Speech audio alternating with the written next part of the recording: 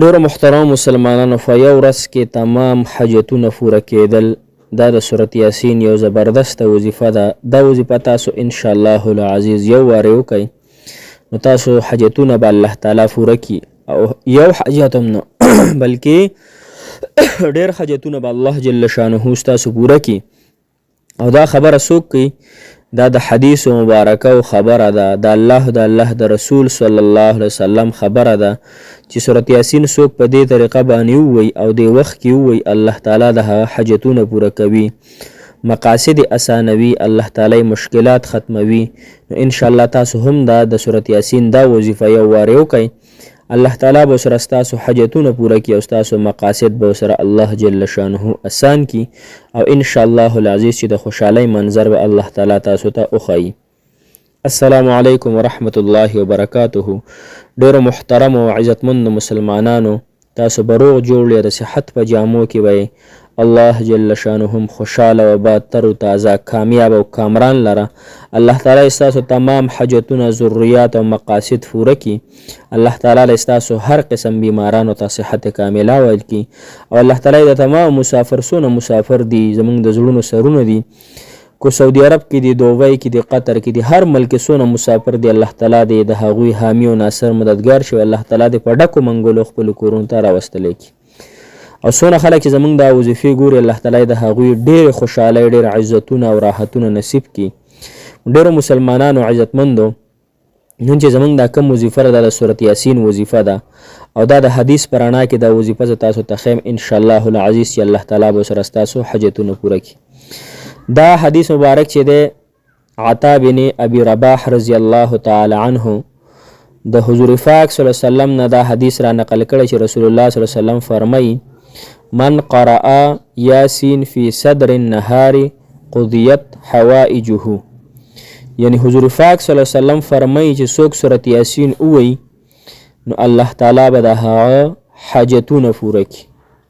حاجت نه، ها یو حاجت نه دی یاد کړی، حاجت یعنی حاجتونه به الله تعالی پوره کړي. نو که تاسو که څوک دا غواړئ چې په دې حدیث باندې عمل شي او د دې حدیث د برکت الله تعالی زمونږ د حاجتونه پوره کړي، نو انشاءالله دې وظیفې سره به الله تعالی ستاسو حاجتونه پوره کوي. دا وظیفه به اوس کم وخت کې کوو او څونه مرتبه به یې کوو. نو مسلمانانو، یوازې خو دا خبره ځان څه ذهن کې کېده چې سورت یاسین د قرآن مجید زړه دی، او هر کله چې د زړه فیصله وي نو به تمام وجود هغې ته ترجیح ورکوي. نو چې انسان د سورت یاسین د زړه یعنی د قرآن د زړه دا وظیفه وکړي، نو انشاءالله چې د هغه حاجتونه او مقاصد به الله تعالی پوره کوي. بل حدیث مبارک کې راځي وي څوک په چا چې ولږه راله او سورت یاسین وي نو الله تعالی به د حاجت پوره کړي. د چا نه چې څه ورک شو، مثال په طور پیسې ته ورک شي، نور شیزونه ته ورک شو، غلا ته وشوه، سورت یاسین په اخلاص سره وي د دغه څیز به پیدا شي. چا نه لار ورکه شوه سورت یاسین وي، الله تعالی به ورته لاره وروښیي. کوم یو زنانه د ماشوم بیماره وي نو هغه د دغه وخت کې د سورت یاسین ووایي، په ګوړه دی، په چینو دی، ولدم کې، نو الله تعالی به ورته هغه اولاد صالح نصیب کړي. یا دغه رنګ مسلمانانو بل داسې طریقه، بل حاجت تاسو ته پیښ شو نو د هغې دپاره دا وظیفه تاسو کولی شئ.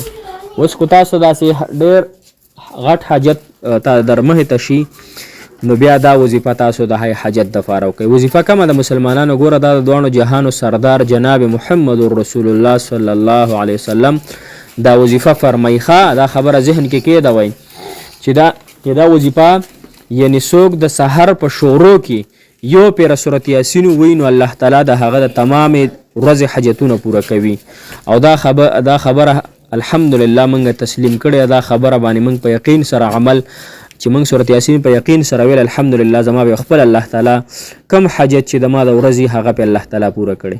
نو ډېرو وظیفو کولو که تاسو نشئ کولی نو د ورځې په شورو کې خامخا سورت یاسین د سحر مونځ نه پس تاسو ډېره په عاجزۍ او په مزیدار طریقې سره، په ښکلې طریقې سره سورت یاسین یو وارې په خشوع حضور سره، په ښکلې طریقې سره یو وارې د ورځې په شورو کې انشاءالله وایي نو الله تعالی به ستاسو تمامې ورځې حاجتونه پوره کړي. څوک وایي زموږ حاجتونه نه پوره کېږي نو ستاسو عقیده کې بیا فرق دی، ستاسو یقین کې بیا مسله ده، ستاسو په دماغو کې بیا څه بله مسله ده. مسلمانانو بیا علاج کول پکار دي، ځکه چې موږ د الله او د الله جل شانه د رسول صلی الله علیه وسلم په هغه یقین نکو کنه نو په چا به یقین کو.